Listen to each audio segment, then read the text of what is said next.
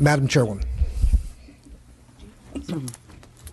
Thank you very much. I have a little water here and a Kleenex because I'm recovering from a cold, but I did not want to miss this opportunity. While there have been many hearings held on the Board of Equalization, we have not been invited, and so I do appreciate that because it's very difficult to hear your agency described and not to be able to offer your own input. There's been a lot written about us, and I think the most important thing I'd like to say is that we're not an unusual structure. It's kind of like a county board of supervisors. You have an oversight board, and then you have an executive director and staff, and you have various departments under that. That's the model under which we operate. I don't think that's readily clear when people come over from the legislature or elected from other offices as to what line you're supposed to be in and what your authority it really is. And I think also because the fact that we have many legislators, there's not exactly an understanding as to how we operate with regard to a consensus. The rule of three is kind of the law on the board, and what the board decides to do as a rule of three works for policy or for others. Generally speaking, we have on any type of policy or provision we put in place, it's 5 members agree. I think we actually get along very, very well. It's just difficult to understand that when you're not getting your way, so to speak, that it's not probably a good idea to go to the legislature because then it looks like the board can't do its business. And I think that's what Ms. Weber was referring to when we had a lot of back and forth last year. And it was very difficult, not to be able to speak out in certain situations. So what we did over the last, we also operate under Bagley-Keene. So to just call a meeting is not possible. You need a 10-day notice period. We did have an emergency closed session, but again, you have to be sure people are in town, and you have to call it at a very special time and notice it appropriately. So we hold our monthly regularly scheduled meetings as we're required to by the Constitution. We do meet, and this last meeting, we're able to put together a lot of our own internal reforms. We believe we can self-govern, but we just needed to do it. And being just 2 years on the board, I walked into quite a mess and unawares. And I think that's part of the problem we face is that there's no grand policy or no document that lets a new member come in, such as Ms. Ma and myself, know exactly where the board is at any one point in time and what maybe the new board might like to do to either oversee or correct issues. So we got together to establish governance, oversight, and disclosure reforms. And many of these were voted on. Lots of them were voted on. There were certain items that we voted on to have the staff ferret out some issues that we had and get back to us with a full report. We're going to be receiving these back on the next board hearing, which is actually June 20th.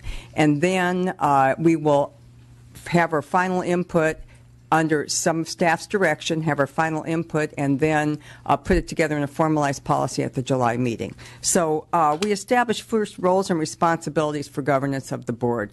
We were, I think, interviewing probably close to 15 different positions when I arrived. Now, coming even out of a corporate governance structure, do not know what everyone is supposed to do. So I'm getting all these apps, looking at all these CEA positions, and quite honestly, I was referring to the ED. Who do you think would be best on your team? Because ultimately, the ED runs the board. He runs the agency and directs the staff.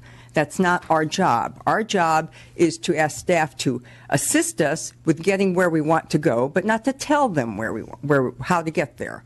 And so it's like a county, it's like a city council. Staff has a purpose, and they provide the best input and give you options for what needs to be done. So the executive, we established, and this is and a great deal thanks to Controller Yee. She was able to put together multiple statutes and policies put together into one document, so any new board member coming in or the existing board knows which lane it's supposed to operate in, because I don't think that was really clear. So the executive director is responsible for the oversight and performance of the agency and the personnel under the direction of the 5-member board. just like a county government. The 5-member board reserves powers for itself to conduct and decide tax appeals, conduct discipline if a member fails to meet board standards of conduct. That was a new insert, and so we have asked for the ED and his staff to determine what levels, how that happens. I would like to see a policy so it doesn't become a political tool, but I do think it's necessary that if there's a problem, we are able to do something among the board, because if one board member is tarred, all are tarred, as you can see. Conduct the hiring, evaluation, and termination of the executive director and the chief counsel. Those are all we need. The executive director needs the freedom to be responsible for his staff.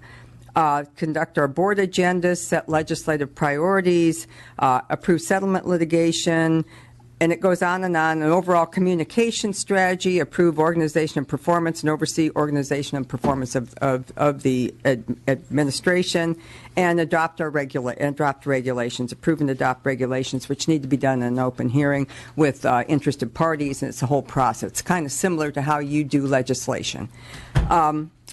And we wanted to be sure there were some policies in place, some firm policies.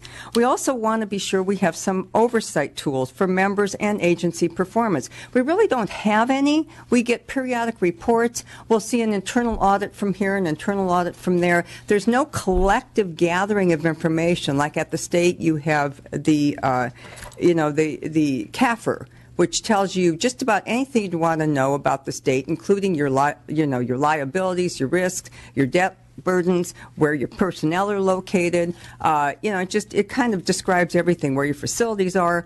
We don't have anything like that. And so what we have asked is for our executive director to provide us with an annual review. Now, I'd like to say this could be done by the inspector general as well. Provide an annual review to the board of where the operations are. My hesitancy for Inspector General is not that I think it's not a good idea. I do, but I just don't want it to be focused on just the elected board members. The problems that we had were operational, and many new board members, even ones coming in, will be walking into something if they don't have some kind of overall report that says, this is where your agency is, this is where you need to focus, these are the problems we've seen, and this is how you fix them. Or you determine how to fix them, but these are the risk areas. And you're not, or who's violating a policy, who's not following a policy guideline, what policy might be implemented. We have audits right now by the State Personnel Board, CalHR, the technology folks, and there's one more. DGS. We have audits because we've had delegated authorities. Now, those have been taken away temporarily because we've had such problems. The governor removed the delegated authorities. But those audits, plus we have internal audits, then we have special audits. We have tons of audits, but there is no compilation to let us know where we're really at one point in time and where the risks are. And we also need to know our revenue generation, projected compared to actual, new policy implementation with projected versus actual costs of implementation would be really nice to know. Is it being done efficiently? Do we need more personnel in a specific area? Update on personnel vacancies, which has been a long rolling issue with Department of Finance. Why do you have so many vacancies? Each member would ask why the vacancies. We were getting different answers depending on who we asked. So we'd like to have that done. And progress report on board and legislative requests or mandates as appropriate. So we'd know if we were doing our job. Our job on the Board of Equalization is to implement and oversee the tax laws that you and the legislature pass and the fees that you pass. That's our job. Our job is not to legislate, excepting where we might need something in order to implement what you passed. We get an annual education and outreach plan, but it's never had a budget attached to it. We have 3 different areas where monies are. I would like a comprehensive budget so that we know what we're really spending. Board members have been following agency guidelines, and we don't have an outreach per se that we've been doing on our own, but you can see we do get blamed for it. So if we're going to get blamed for it, we ought to at least know where it's being spent, where the pockets are, And mail restrictions, we've already implemented on the board mail restriction. I think it's the same blockout date that the legislature has before elections. But we need also the appropriate use of staff. We want all of that to be included in our annual education outreach plan that will be coming before the board. We need a 5 to 10 year facilities master plan because our facilities are changing. It used to be that there was a lot of walk-in traffic. And now we don't have that much anymore. Walk-in traffic is declining because people are using more online. We're also installing a new computer system that should make a lot of processes a lot easier. This system is just going to make a world of difference as to how we account. Right now we have two 40-year-old or whatever computer systems that the staff tries to integrate, which accounts for some of the issues that have been going on. We have a new person, one of the new CEAs that we requested in finance that's got a CPA that has put together on an Excel spreadsheet all of the formulas in order to try to distribute things, areas where DOF has said that the state controller said that we were out of line on.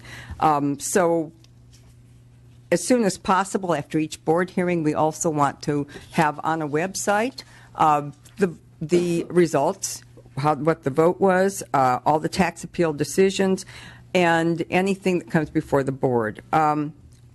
We also, because of the Provision 1 staff, or whatever it was called, the use of revenue-generating staff for other activities, that was a big mystery down the districts, believe it or not. I have heard several explanations as to why this occurred, one being that it was a 1999 Budget Act provision that staff in headquarters knew when they applied for BCPs, but it wasn't really communicated well down in the district, nor was it followed up. And I believe Mr. Gao has done a report. They had to check each Provision 1 person, be sure they were being used appropriately, and there are roughly 19 that are misappropriately being used, and they are relocating those. But when you think of the amount of staff we have, that's not bad. It's just that I think we've set up, we need to have a communication program of any personnel changes or requirements, any different classifications, and that needs to be communicated from the ED level to the field ops to our chief deputies as well, so that they are aware of what's going on, and also the district staff that supervises and oversees staff. They need to be aware of these policies, and they are not. And so we're implementing that. We requested that the ED implement that. And to ensure transparency with full disclosure, we are not the final court. Taxpayers, any agent, they can go to court. We are the last administrative appeal process. And so we have quasi-judicial authority. Any ex parte communications, we would be happy to communicate. To be honest, it's the people that don't know how to approach the board that contact us most. The big players generally know how to present. But the individuals from all of your districts that come up and have a problem, it's usually restaurateurs, people, and people that have FTB issues. These issues have gone on sometimes 10, 20 years, and they're being asked to go back and dig up records that they don't have anymore.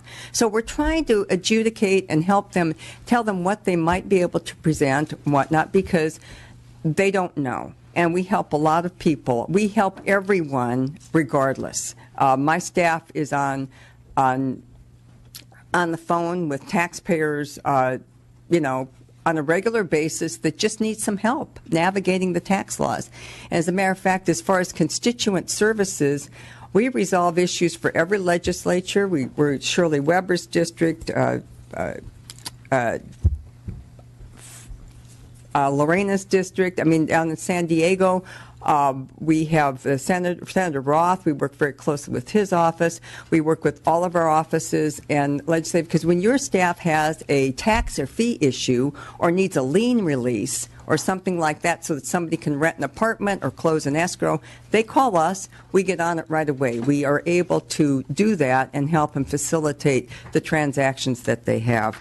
And like I said, we get a lot of calls from restaurateurs, people that just don't understand what the tax laws are, and they want to be sure. The most important thing we do in our education and outreach, and we have gone all over the district, is let them know that they can call us if there's any problem. Call us. Because that's really important that we get in on an early level with the taxpayers, because that, if we can resolve problems at a low level, it saves a lot of time, a lot of effort, a lot of grief, and a lot of money for the state. 98% of our taxes are collected voluntarily. That's a very high percentage, and it's because I think we're communicating on a continual basis who to call. With regard to Government Code Section 15623, that requires that our board members use investigatory powers to ensure that relevant tax and fee laws are being properly applied to the constituents within their respective equalization districts, and that all board-approved policies informing such proper application are being observed. Now, when I got elected, we asked our chief counsel, Randy Ferris, how do we do this? Because it was being questioned that maybe we were not handling it well. So we got a memo from our chief counsel. I brought that to our last board hearing. It was sent out to all members of the board, but it has some pretty strict guidelines as to how you interact. And the bottom line is you do not reach out to an auditor. You do not reach into the agency staff. It's through the ED, or it's through initially when you have a question, if anybody has a question, we have a chief of fields that reports to the ED. He handles all the field operations, which is where our districts are. Each chief of field has an assistant chief of field, one that represents each district. So we go to our assistant chief of field with whatever the issue is. The assistant chief of fields then takes it through the process. It is not, it's not a board member staff person, and it does have direct report to the ED. And members are to inquire, but not direct a particular outcome. We can't direct an outcome. We can only ask if the law is being applied, or ask for something in writing as to how it's being applied. Members are to report any noncompliance with tax and fee laws and board-approved policies to the executive director, who the board has delegated as responsible for the day-to-day operations of the agency. So if we have something that's not compliant, we go to the ED or his assigned. If we require clarification or we think something's not being handled properly, then we ask the ED to prepare a report and bring it before the 5-member board. Let the board decide if they want a policy to change, something that needs to be changed. And that's not that easy to do. So it is quite a lengthy process and usually requires an interested parties meeting. And members may not at any time during the petition process, that means after a bill has been levied and the customer enters into appeal, direct the conclusion or request a result be mandated. Individual members are responsible to ensure no interference in the 5-member board's ultimate adjudicatory role in the appeal process. We've asked this to be put together and commemorated so that each board member knows that this is a policy. We did not have that before. We had a memo, but it was being, depending on if you were new to the board or had been there a while, it wasn't necessarily being implemented in a uniform fashion. So I think we've done a lot, considering that we have to hold notice public hearings. All of this has to be in discussion with everybody listening and everybody's comments. We did spend 2 half days, going through a lot of policies, and we arrived at a lot of, I think, good results that will help us to operate going forward. And so whatever you need to do legislatively, we appreciate, but we want you to know that we are taking command of our own ship. We're trying to write it with the limited information that we have and requesting more so that we can do so. Thank you, Madam Chairwoman. Questions from the committee? Mr. Patterson. Just a comment. I really do appreciate the constituent services that are provided by BOE. We get an awful lot of constituents, and I regularly, repeatedly get appreciation for the fact that our office listens, hears, and that there are answers to the questions. I'm hoping that whatever comes of the oversight, the internal decisions, that your constituent service continues to be at this very, very high level. The people who have received the assistance, whether they like the outcome or not, regularly tell me how much they appreciate the fact that they can get a hearing. And 9 times out of 10, the issues have been long-standing. It has kept them awake at night. There has been fear as well. And so to relieve some of that and to have an opportunity to redress a perceived grievance by an individual in our districts, I appreciate it very, very much, and hope nothing we do or attempt to do would in any way impede that terrific service to constituents. And I just wanted to let you know I'm one grateful on behalf of just scores and scores of people from Fresno who've received at least an answer to something that's been keeping them awake nights for a long time.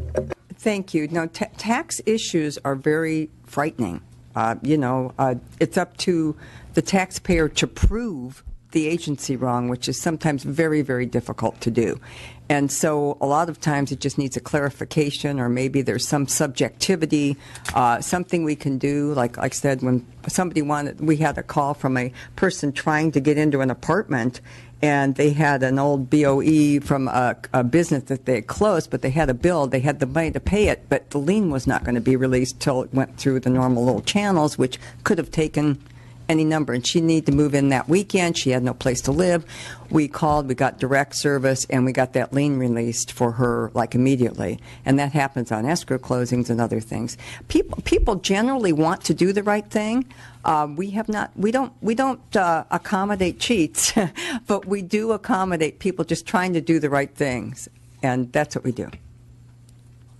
Thank you. Any other comments or questions? I would also echo Mr. Patterson's comments. I mean, being a former assessor, I know how important it is to be responsive to taxpayers, and I think you're both totally right that these are issues that people find very scary, and that it's very important that we work with folks who are just trying to follow the rules and pay their taxes and nothing else. So again, absolutely appreciate that. Thank you. Dr. Weber. And then Mr. Bloom. First of all, thank you for coming and sharing the information. I know you work very hard on BOE, and some of the things that have occurred have been somewhat unfortunate, but we all inherit things when we come into new positions. Quick question, obviously from some information that came across in terms of someone else who was running and decided not to run, what is your thinking on the general thing that's out there now that the BOE should be in appointed positions and not an elected position? You know, I think it's one advantage that we really have. You know, as an elected person, you are responsible. You're responsive to your constituents. I think an appointment might make it just another agency and a little bit more difficult to get resolution. I think elected members, we respond just like you respond. If you get something coming your way, you don't want constituents upset, and I think we're very responsive to that. I think you'd find that from any of our elected members. I know Fiona Ma is very responsive to hers, and she has a vast different constituency than I do. I know Mr. Runner is very responsive with his. You know, our staff is instructed. You know, we have staff that are from within the Board of Equalization staff that come over to the member side to help our taxpayers. So we have experienced professional people, and the help is free. You know, I mean, it's free help. We help, companies as well. Anybody that has an issue, we have experience. Some of my people have 29 and 30 years with the Board of Equalization, and then I have tax attorney too that's also worked outside and worked on FTB issues and other things. So we offer a vast level within our staff of experienced help, and I think that just the idea that we're elected and we report to constituents and we ultimately are judged by our constituents is very, very important to being sure there's some resolution. I guess the concern was the issue of fundraising and running a campaign and so forth and so on with Well, the authority that the board has. It's almost quasi-judicial. Let me respond to that. And I'm sorry, but it is a very difficult job to fundraise for. Well, I know that. As you will see, and let me just say to you, it's, if you're doing the first election, you almost have to be running for another office and transfer funds because it's a quarter of the state. It's a quarter of the state, okay? Coming in off the ground and a quarter of the state. What's the governor's election? Roughly 30 million thereabouts, and our elections are probably about 1 million. But I planned for 3 years because I knew exactly what I wanted to do. I wanted this job because of my past life experience. I thought it would be something interesting for me, and it has been. What I didn't want to do is administer an agency, which is what I've been thrown into, but such is life. I've learned a lot. But, going forward, we have more restrictions on our fundraising and probably less power to influence things than actually the legislature does through legislation. We if somebody's coming before the board, they cannot make a contribution a year beforehand. If it has to be like $249 or something, well, you start counting that up. That's a long time. So if you've got if you're not doing your job once you're elected and you're not really out there working it to try to raise another $1 million or $1.2 million, you're out of there. It's not going to work. You have to be sure you've got your constituents, you're helping, you're actually serving the legislators when they need that you become a part of your district such that you can get reelected. You're not going to get reelected by fundraising again. It's just not going to happen. It's a very, very difficult job to do. And most, like I said, most people raise money somewhere else and transfer it. Running for a Senate seat, they're left over from the Assembly, maybe a board of soup. I don't know. So it's not. We don't pay to. It's no pay to play here. What we decide depends on the law, how it's represented, what our background experience has been, and how much investigatory work that we do. And we make most of our decisions when we first got elected. I'll be honest with you, we were getting some sloppy audit work. A lot of these things that come before the appeal, before an appeal they're old issues. And the auditor that did the job is no longer there. You've got this appeal officer picks up the file and does the best he can. But, my staff would find errors. My staff would find problems in the audit methodology because they're experienced auditors themselves. And so, we go back and work with the department. But some of these cases came to the board, and we ended up either making adjustments, sending them back to get looked at again, or ruling against the agency, and this includes the FTB. Now, the cases that we are getting are very solid. We seldom rule against the board or the agency and the FTB because they're really solid work. They're doing their homework. They're bringing us solid cases. They're supportable regardless of how old they are. And we may do a lot of conversation up there as to try to figure out and be sure that we're making the right decision. But we have not had a lot of votes against the agency recently because I think all of us are doing a lot of work on the outside, but it's not because somebody's paying us to do it. Most of the cases we get are from people that you'll never hear from again. They just need some help, or they're frightened, or they're losing everything, or they've got liens, or they've gone bankrupt. These things happen, and with the 2008 crash, that was big. It's still lingering in a lot of people's lives. Thank you, Mr. Bloom. Thank you, Mr. Chair. Welcome, Thank Ms. you. Harkey. It's good to have you back in the halls of the legislature.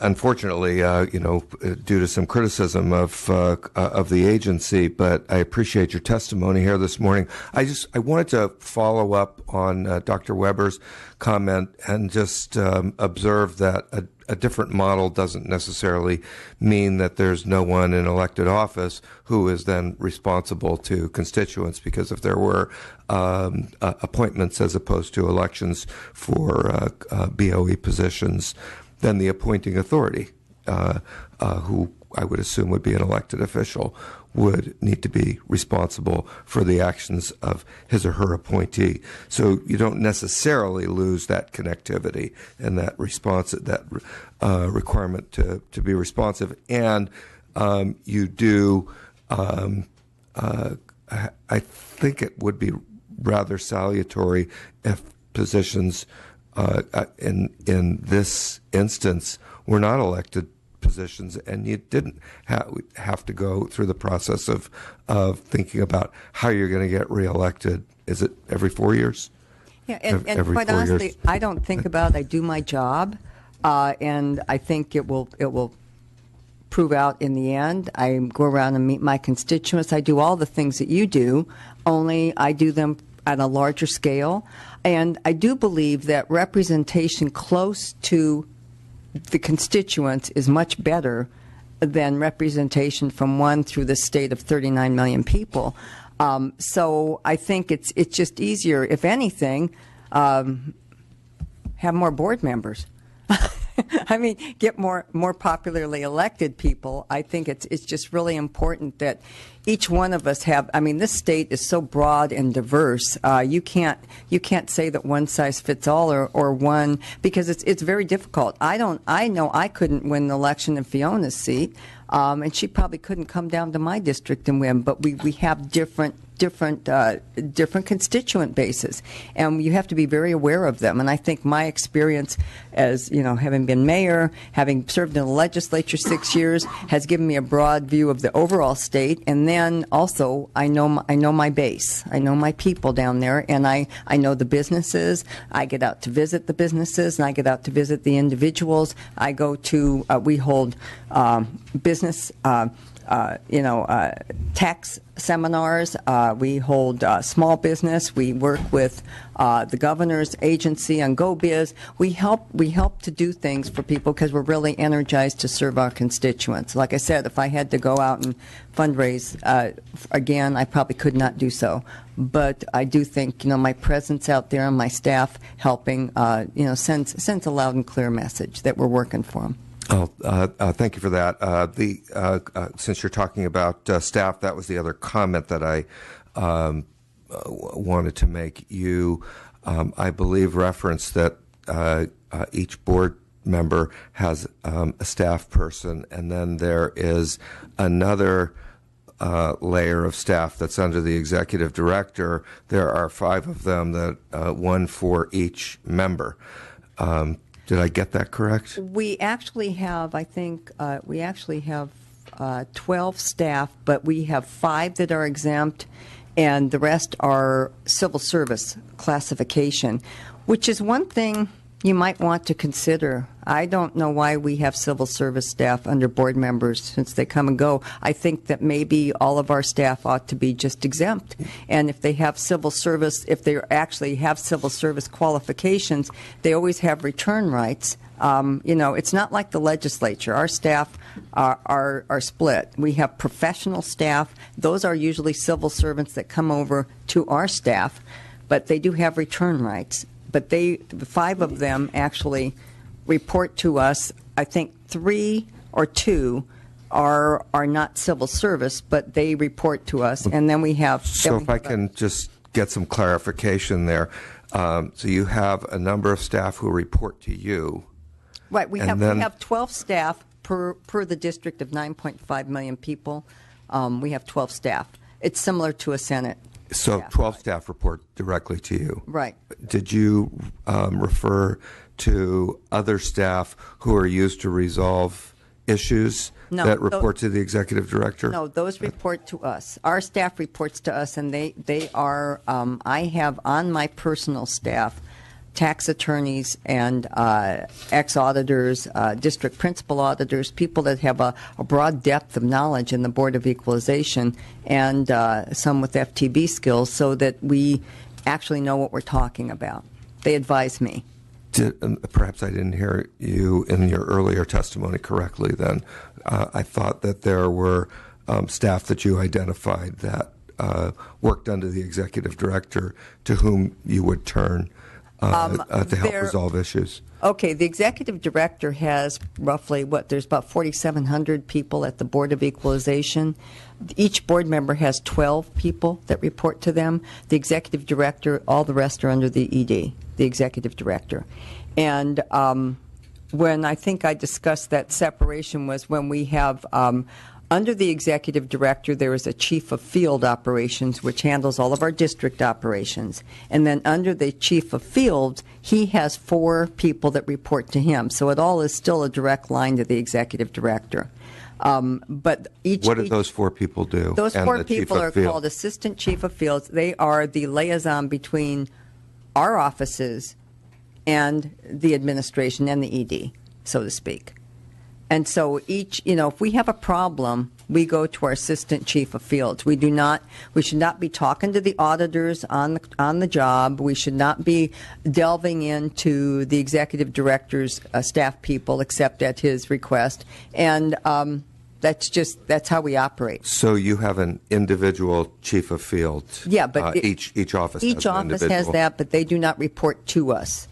They report through the executive director.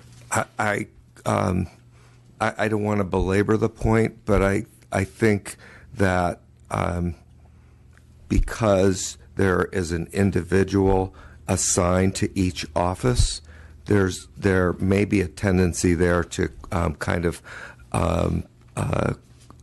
make the division between. And I understand that you are stating that it's clearly there, but if there's only one person that you go to, that org chart is a little bit murkier because that person really, in a sense, is working directly for an office in addition to the executive director. Something to look at It's a supervisory, in terms of the organization. kind of a supervisory position. If we were to ask David Gall to solve every issue that we had personally, I don't think he'd be able to run the board. So it's kind of like another level of management within the BOE. It's not actually, they do not report to the board member.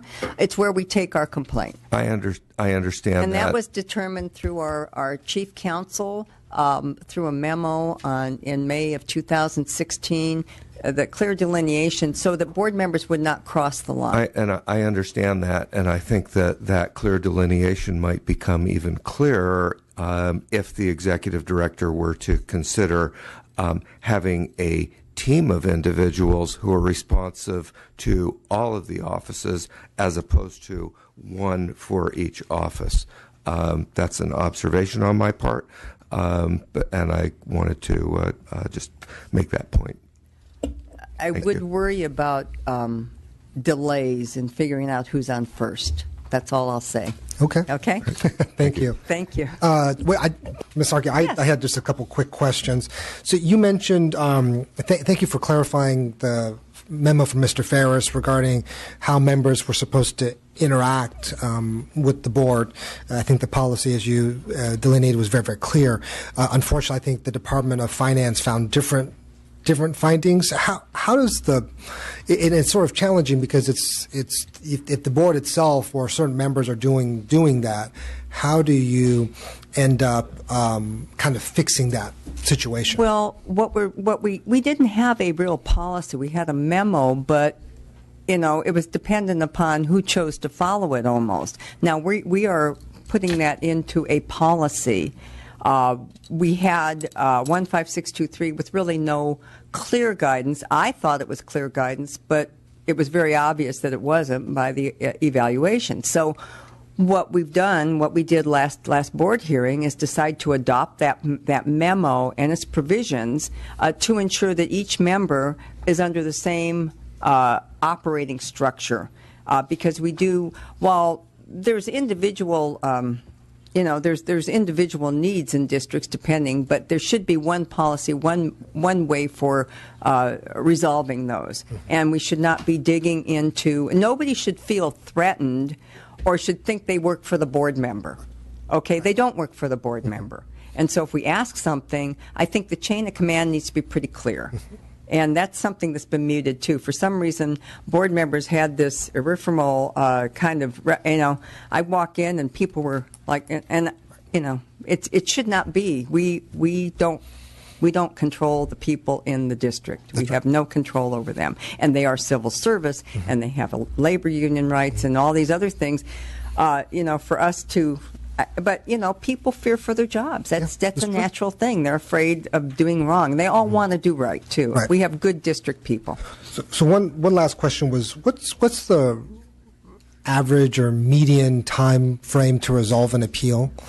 You mentioned some of these appeals have been around for a while. I just assume, I don't know, what do you think the rough medium is? It like a few months? Is it a few years? Well, I believe, and I may have to refer to my chief deputy if he come up here, but I believe that the quickest possible, once it's in the petition process where there's appeal, the soonest is like 3 years. And what is the average? Russell Lowry, my chief deputy. Russell Lowry, chief deputy for Diane Harkey. We're actually teeing up an issue to clarify those timelines through the BTC process, but our initial look at it takes, under ordinary circumstances, everybody provides the records on time and there's no delays anywhere in the process, it's about 2.5 years. Great. Thank you. Thank you. Thank you. Next, we're going to have Carrie Hammond from Mr. Horton's office is Kari, I'm sorry. Excuse me. Apologize. Ms. Hammond. Yes, please. Good morning. Good morning, Honorable Chair and members. My name is Kari Hammond, and I'm the Chief of Staff for Board Member Jerome Horton, 3rd District State Board of Equalization. Member Horton sends his apologies for not being present today, but I am here to deliver a statement on his behalf. Member Horton would just like to share with the committee that the Board of Equalization has a long history, over 100 years, of a strong manager governance with detailed approval processes that require operational, personnel, budgetary, and legal oversight from within the agency and the control agencies, respectively. The board member does support measures that will increase the accuracy, the timeliness, the completeness of answers or to the questions from the legislature and the control agencies and the board and the public from the agency, the answers coming from the agency.